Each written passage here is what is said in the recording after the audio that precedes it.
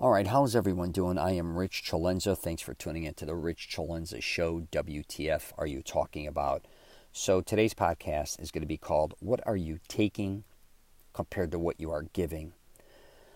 So I have these discussions with people all the time regarding selfishness, and I think a lot of people don't realize how selfish they actually are. Now, when I talk about this in this podcast, hopefully you understand I don't mean for you to go out and give all your shit away or that you're a bad person if you're not constantly giving or any of that. It's not what I'm saying here. What I'm going to get into is people actually not acknowledging at times how selfish they really are. And if they don't get their way, how they behave. They start behaving like assholes. But a lot of people I realized over the years that act like the biggest assholes when they don't receive something usually are people that aren't very giving. And I think they need to be called out on this. Now, I know a lot of younger people and teenagers are selfish because a lot of parents have programmed their kids that they deserve all these things, and a lot of times they don't deserve them. It's just the truth. And then we wonder why, when they're teenagers or even going into their 20s, why they expect from their parents or grandparents or from anybody. They're always expecting, and they really don't know how to give. And again, that doesn't mean possessions. I think that's where people get a little confused in life, especially when you talk about give and take. Give and take is a lot more than just you giving somebody something as possession-wise. It's just kind of common courtesy goes a long way. And, I have these discussions even with my girlfriend a lot of times. She's a huge giver. The Filipinos, Jesus, they're huge givers. I got to say that about them. They're unbelievable. And this has nothing to do with my kids necessarily, her kids or anybody. It's not like that. I'm just talking in what I've seen over the last 50 years of my life in general with people and all. I have tons of different cousins, a lot of friends, and I can see how some of them are just, it's almost like a programming mechanism where some are just so giving, and I guess you could say an offering as well. They, again, may not have tons of things to give you, but they, even if you walk in someone's home and the way they treat you, can I get you something? Or if they know you're in a time of need. It doesn't matter if you have a flat tire. It doesn't matter, whatever the case may be. We all know who's wealthy and who isn't, right? We all know who has money and who doesn't. And as you know, a lot of wealthy people are very cheap. But then, as you know, there's a lot of wealthy people, at least that I'm around, that are the biggest givers I've ever met in my life. I also know there's a lot of people that are poor.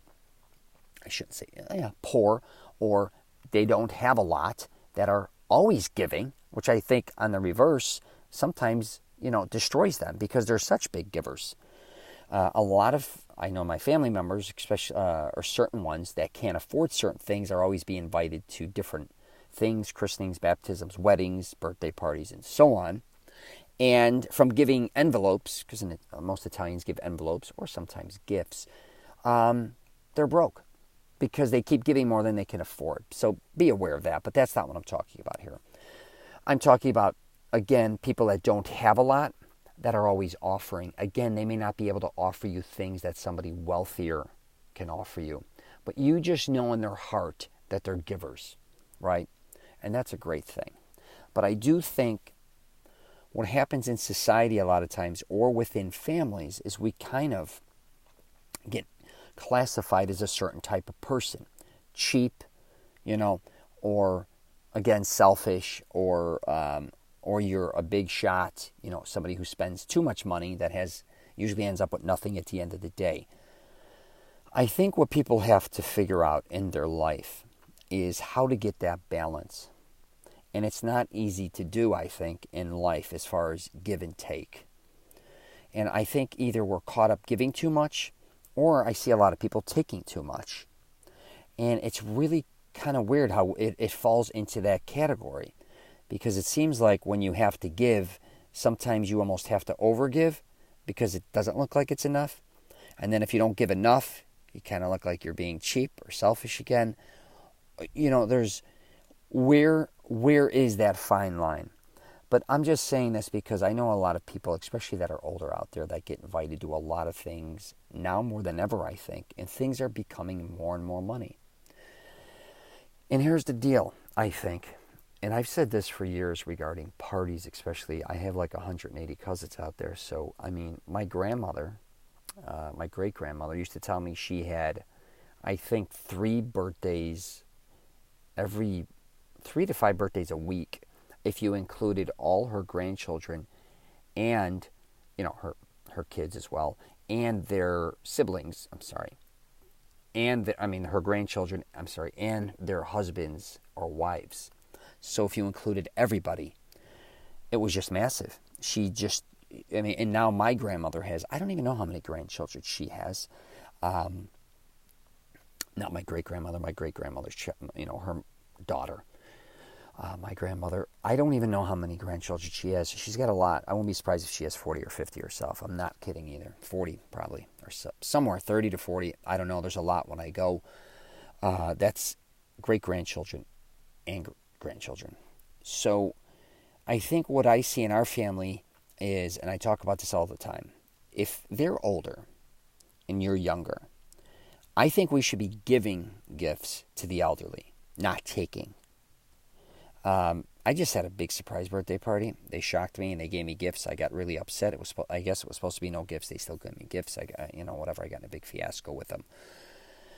They were wanting to give me gifts and stuff. I got aggravated because I'm an asshole myself. But when I'm with my elderly aunts, uncles, even cousins, friends, I want to give to them, because I think they have done their time as far as giving to us our whole lives. And I think younger people need to be taught this again. I think a lot of younger people, and I see this even in weddings, birthday parties, I don't care if it's communions or baptisms, they're always expecting. I think we really need to start teaching that our elders, I don't care if they're wealthy or not, they deserve things. It's not just about going to visit them where they give you money or they give you a present. And of course, grandparents, aunts, uncles, if they want to do that, wonderful. Step-parents, whatever. People love to give a lot of times, especially in my culture that I grew up with a lot of Italians. But I also think we need to understand that a lot of people that are older can't afford a lot of things. And we want them to be a part of a lot of things.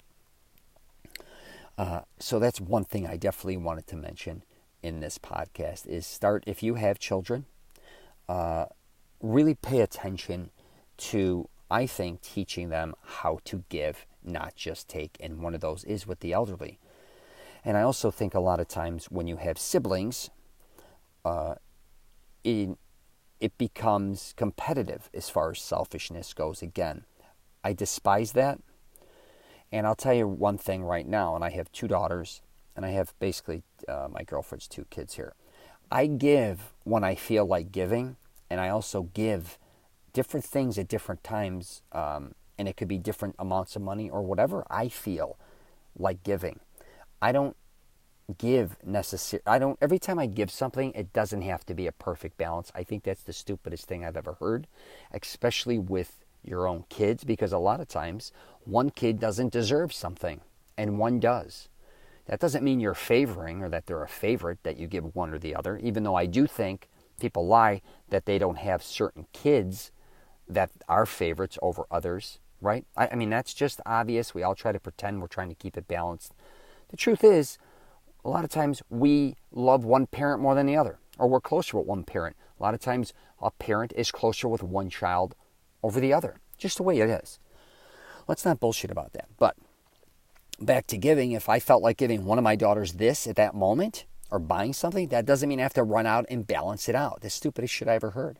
One of my aunts told me years ago that one of the weaknesses or the faults that she had is every time she felt like she had to give one, she had a bunch of kids, she had to give to all the others. And she says, I really wouldn't do that again. And I really thought about that. So if you're a parent or whoever you are, even if you have friends, I'm always trying to give my friends things, and I'm not saying this because I need a pat on the back, but I always try to give my friends things, and they know that. I'll give one cologne this time, and then I'll give my other buddy a new shirt here. I'll buy my other buddy shoes.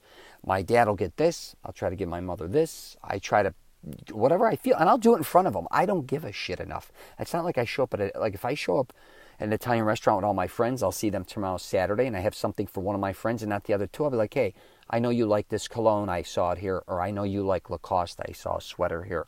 I know you. And, my friends, I think, too, they understand me.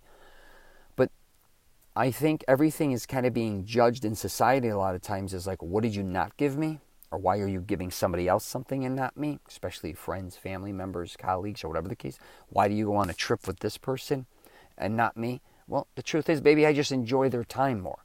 But I may go on a trip with this person, or I may give this person this, or I may go to dinner just with this person, or take them out to dinner. Doesn't mean eventually I won't do it with you. But if you're a person out there that is always worried about what you're, again, not getting from everyone, I think you need to start, figuring yourself out. Not saying that that's who you are, but if you maybe started treating people differently, and I talk about that with my daughters all the time, is in the long run, you are going to get treated most likely the way you treat everyone. You can bullshit people for a certain amount of time, but I see a lot of people that are alone. And the reason they're alone is because they're selfish, or they pulled a lot of bad moves on a lot of people, and it was all about them. And they really don't have the knowledge or know-how to realize that their behavior is what is turning a lot of people off. Because even a lot of people that have a lot sometimes turn on you. And you're like, and this is what really I'm going to wrap this up in. This podcast is, I see more people getting pissed at other people not giving them what they want or what they think they deserve from that person when they really give nothing, or they give very small amounts. Or it's crazy. I don't think anybody owes you a fucking thing in your life.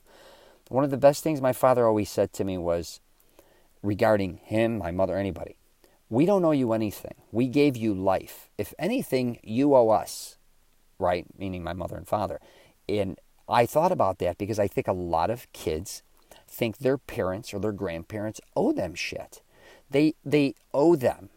Why do they owe you anything? Because they had birth, so what they have to for the rest of their life support you or give you everything that they have?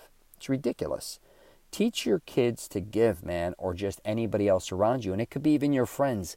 If you have selfish friends, call them out. If you're always going out to dinner and they're cheap, call them out. And if they're dicks, tell them to hit the road. Some people just need to be called out on their bullshit. And I get it. A lot of people are going to go through hard times, you included. So sometimes you just can't afford to do certain things. But I promise you, if you give and you're respectful, people will always come and help you. But if you realize that nobody is coming to help you for any reason, guess it's most likely on you. So I'm going to wrap it up there. If you get a chance, you might want to check out my YouTube channel. And I'm also on LinkedIn, Facebook, Twitter, and Instagram. If you want to know more about me, I'm at richcelenza.com. I have this Mastering Self-Confidence program out. It's to help men find the woman or women of their dreams. I also got a book out called Wingman and the Model Bible.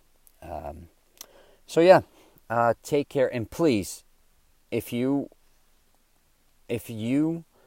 want to just start very small, I'm telling you, and I just reach out to some of your closest friends and just say, hey, if you ever need anything, I'm here for you. You'd be shocked at how far that goes. That goes for family members or anyone.